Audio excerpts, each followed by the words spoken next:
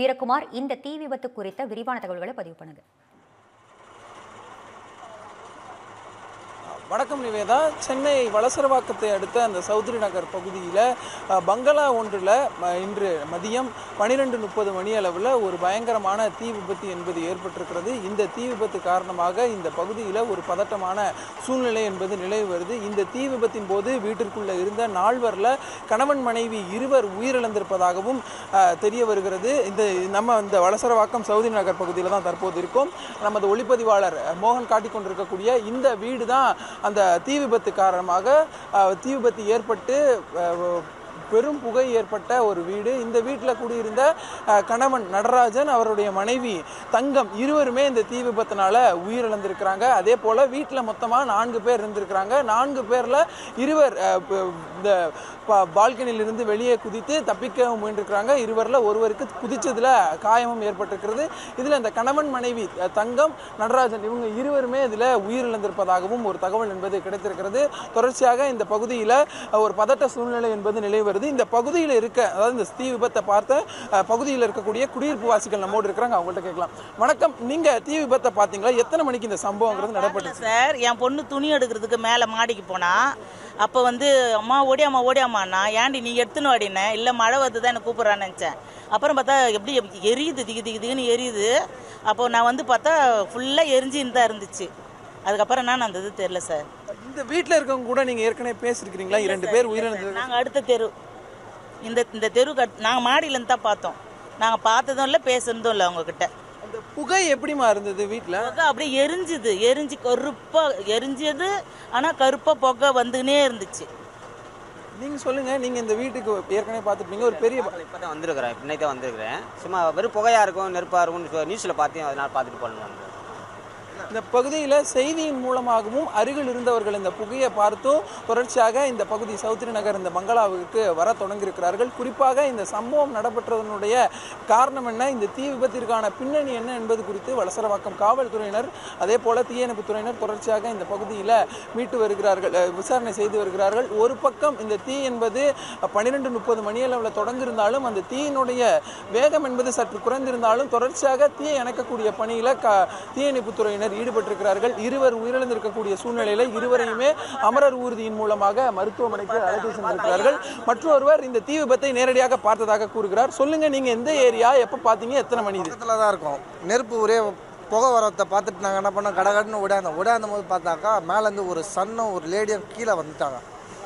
படியில் இறங்க முடியாமல் கீழே விழுந்து வந்து நின்று இருந்தாங்க. இந்தமாரி ஃபயர் ஆகுது, மேலே 2 பேர் இருக்காங்க, வயசானவங்க 2 பேர் இருக்காங்க அப்படின்னு சொன்னாங்க. 2 பேர் இருக்காங்கன்னு சொன்னதுமே ஆம்புலன்ஸ் கால் பண்ணிவிட்டு நாங்கள் என்ன பண்ணோம், கடகடன்னு உள்ளே போய் பார்த்தாக்கா மேலே ஃபுல்லாக ஃபயர் ஆகிட்டு இருந்தது. சரி, அதுக்கடுத்தது இபி லைன் எல்லாத்தையும் ஆஃப் பண்ணிவிட்டு மேலே எங்களால் முடிஞ்ச ஹெல்ப்பை பண்ணோம். அதுக்கப்புறம் தீ அனுப்பி வந்துட்டாங்க. அவங்க கூட சேர்ந்து இவ்வளோ நேரம் மேலே இருந்துட்டு எல்லாத்தையும் அமுச்சிட்டு எல்லாம் பார்த்துட்டு தான் ஓடியாரோம். இந்த சம்பவங்கிறது எத்தனை மணிக்கு நடந்திருக்கும்? நீங்க எல்லாம் என்ன பண்ணீங்க இந்த களத்தில் இருந்த போது? கரெக்டாக ஒரு 12:30 இருக்கும். ஒரு 1.5 கிலோமீட்டர் இருக்கும், ஃபுல்லாக புகை. வீட்டில் இருக்கும், உள்ள ஸ்மெல் இருந்தது. வெளியே எங்கெங்கன்னு சொல்லிட்டு நாங்களும் பைக் எடுத்து தேடி இருந்தோம். அப்புறம் பார்த்தா ஃபயரை பார்த்து நாங்களும் வந்தோம். நானும் நண்பர் ஒரு 3 பேர் நாங்களாம் வந்துட்டு முடிஞ்ச அளவுக்கு இவரும் தான் நாங்கள் ஒரு 3 பேர் வந்தோம். வந்துட்டு பப்ளிக் யாரும் உள்ளே போக முடியல. ஸோ நானும் ஒரு எஸ்ஐ சார் வந்தாங்க. உள்ளே போய் கது தொடர்ந்து உள்ளே பார்த்தா யாரும் உள்ளே வரல. எங்களால் முடிஞ்ச அளவுக்கு கல்நாள் அடிச்சு நாங்கள் மெயின் டோர் உடைச்சிட்டோம். உடச்சி பார்த்தா ஃபுல்லாக ஃபயர், உள்ளே யாரும் போக முடியல, அந்தளவு நெருப்பு வந்தது. மேலே பார்த்தா ஜென்ரேட்டர் ஓடிட்டு ரன்னிங்கில் இருந்தது.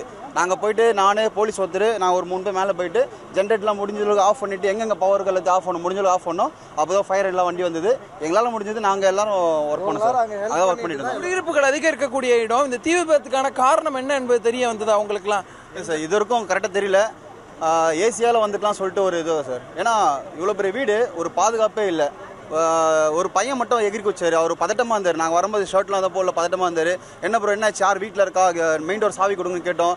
இல்லை சாவி எதுவுமே கிடையாது. ஏன்னா ஒரு 3 கார் எல்லாமே பெரிய காராக இருக்குது, பென்ஸு எல்லாம் இருக்குது. ஸோ கார் எதாவது எரிய போகுது ப்ரோ, இதனால் எக்ஸ்ட்ரா ஃபயர் ஆக போகுது, சாவி தான் கொடுங்க கேட்கும்போது இல்லை நான் எங்கிட்ட சாவி தான் கிடையாது, எல்லாமே ஃபர்ஸ்ட் ஃப்ளோர் இருக்குது அப்படின்னு சொல்லிட்டு பதட்டமாக இருந்தார். சரி ஓகேன்னு சொல்லிட்டு அதுக்கப்புறம் தான் நாங்கள் எல்லாம் என்ன பண்ண முடிஞ்ச அளவுக்கு போகலாம் சொல்லிட்டு ஜென்ரேட்டர் ஆஃப் பண்ணோம். கரண்ட் மெயின் இன்ல ஆஃப் பண்ணிட்டு தண்ணி பக்கத்தில் தண்ணி ஊற்றி அணைக்காத அளவுக்கு நெருப்பு, அந்தளவுக்கு நெருப்பு, அனல் அவ்வளோ அனல் இருந்தது.